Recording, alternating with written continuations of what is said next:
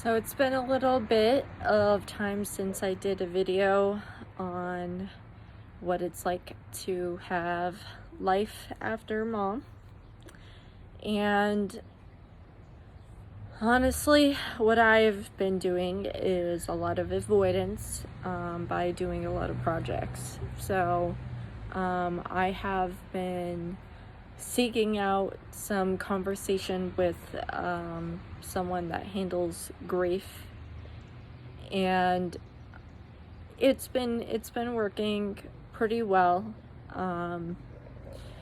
So some good news is my mother's situation was broadcasted on Boston 25 News, and it was to address an immunity law that was passed in Massachusetts to protect nursing homes and other healthcare providers, to include owners and other practitioners, from getting sued or held accountable for the measures that they practice. So even if they're not in compliance with regulations, the most that could happen is not very much. So I was interviewed, and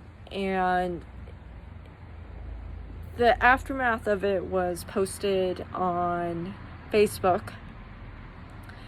And I guess some people in the world are just pretty horrendous, to say the least. And instead of getting the message that was talking about the fact that my mother received inadequate care, I guess the tears that I was crying created a shiny face.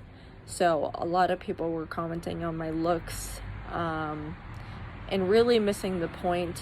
Someone was making a comment saying that I'm a Karen, whatever that means. I guess I'm just not used to certain lingos as to what that means, but I guess you're deemed as a complainer. Not really sure how I can complain about the fact that my mother went several days without water and was pretty much, I would define it as a form of torture. I just got their death certificate, and she died of several different complicated factors in addition that were correlated and caused by the primary cause, which was COVID-19. So she went through kidney failure, heart failure, her feet and fingertips were turning black, and I actually had nurses at the CCU unit call me crying because the level of state she was in, she was suffering. So for those of you who think that I'm just a sue-happy person, I can't sue the nursing home, even though they possibly, and I can't say it for sure because I reported the nursing home to the Massachusetts Department of Public Health, but that was actually kind of a quote-unquote shit show, because it turned out that the nursing home, after I filed my complaint with the Department of Public Health in Massachusetts, the investigator stated that I was allowed to talk to the nursing home because the nursing home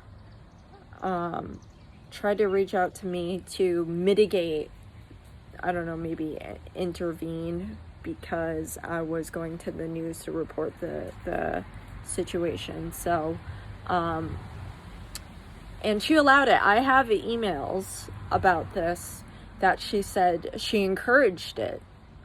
So a couple of things about Massachusetts that I want to talk about. One, nursing homes are offered stipends to accept COVID-positive patients. and the money is a lot. So the city of Fitchburg was offering COVID patients, the nursing homes taking on COVID patients, a stipend, and so was the state of Massachusetts, and so was an immunity law passed. So you as a person cannot seek out damages nor a civil class action lawsuit about inadequate care because these places are protected. Now, there is another nursing home that's close by to where my mother was actually staying at, and there are rumors floating around that one of the employees got several people infected because they went out of the country and they came back, and instead of quarantining, they actually was able to negotiate and start work. So this particular nursing home has over 30 plus cases. The CDC won't report beyond that. And the last time I checked the numbers was 29 patients died. The nursing home that my mother stayed at least 22 are dead at this point in time. So that's a mass number of deaths. So take it as you will. Call me a Karen, make fun of me crying, tell me I need powder, tell me that there's something wrong with my face, whatever you need to do, but you're missing the point. The point is, my mom was deprived of water for several days, and she was basically, in my opinion, tortured to the point where she suffered a very, very painful death.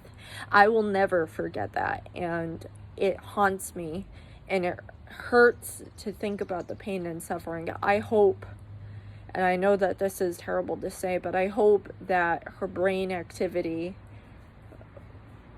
was not at its top level and she didn't feel the pain that the nursing home caused, allegedly, because I can't outright accuse them, because what will happen is I don't have the immunity protecting me. So funny how it is, you can have quotas for staffing, places working 70, 80 hours, whistleblowers getting fired because of inadequacy, and here I am trying to talk about my mother's death, and all people need to comment on is that I need to powder my face because my face was too shiny for their liking. So it still haunts me. I don't know, I cry a lot all the time. I think about it, and there's really nothing else to say. I mean, I wear my mother's ashes around my neck, and I talk to her to give her check-ins, and I am proud that my case made the news. But the story of COVID-19 seems to be dying out slowly, and there's other initiatives.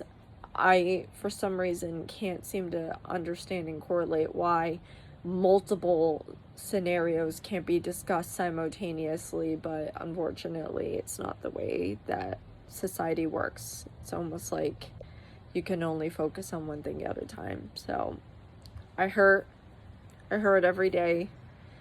Sometimes I try to call my mom and she's not there. I have voicemails I kept so I can hear her voice. And I have a 73, soon to be 74-year-old father who served 5 tours in Vietnam. And they were married for 46 years on May 1st, and she died on May 5th. Mother's Day was May 10th, and my brother's birthday was May 17th. So May was a horrible month for me. So I got this tattoo on my leg. Let's see if I can somehow show it. It's I'm unfortunately is hard to, but it's Amaterasu and Kabuki Mask of Okami. And Amaterasu is a big goddess figure, and she's responsible for Nippon and the sun rising and whatnot. So I plan to get more tattoos. I plan to get a Day of the Dead tattoo. I was born on November 1st, which is All Saints Day, and my mother gave me life. So I intend to honor that with a Day of the Dead tattoo as well. I'm going to be covered in tattoos soon because every time a pivotal moment occurs, I get a tattoo. A tattoo seems to memorialize the date and the incident. So it is, I believe, June 23rd or 4th. I don't know the day, but my mom, if you're out there and you're reincarnated, please know that I love and I miss you. So there's nothing more to say right now on the topic, but I love you. I call Dad every day, and John is protecting him, and we're doing our best. And I sent the kids, my niece and nephew, some necklace and a bracelet to remember my mother by. They called her Baba, in short for Obasan. And then my grandfather, or excuse me, my father is Oji-san. I'm sorry, Obachan, not Obasan. I don't know what it is. I'm jacked up in the head right now. I'm not thinking clearly, so. But, please, if there's any kindness in anybody's heart, don't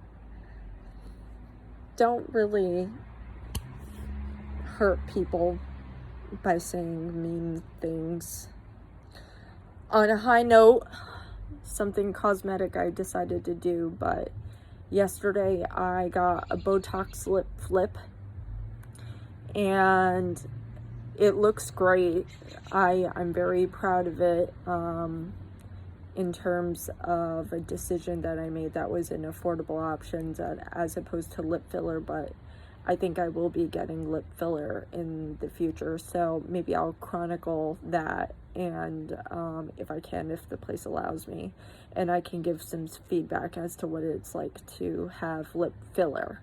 But this is day 2 of the Botox lip flip, and it looks nice. It wasn't painful at all. The woman that did it, Beth is her name, it took her about 15 seconds. I got 4 units, and it was quite affordable. It was $15 a unit, so I ended up paying $60. It wasn't much by any means, and it's a good alternative if you're not quite sure you're ready for a lip filler. So, but I'll talk about something actually a little bit less somber than the death of my mom, and eventually I'll show my shrine as well. But you know, maybe I'll fix my hair too. It's this faded blue color. It doesn't look too horrendous. It's actually turning more gray. Maybe I'm naturally graying and I don't even know about it, but life is just continuing to move on, and I gotta move with it, and my mom would never want me to just sit there and just fall apart. So, Mom, I love you. You're my superheroine. You're everything to me, so have a good night, everybody, and be safe out there.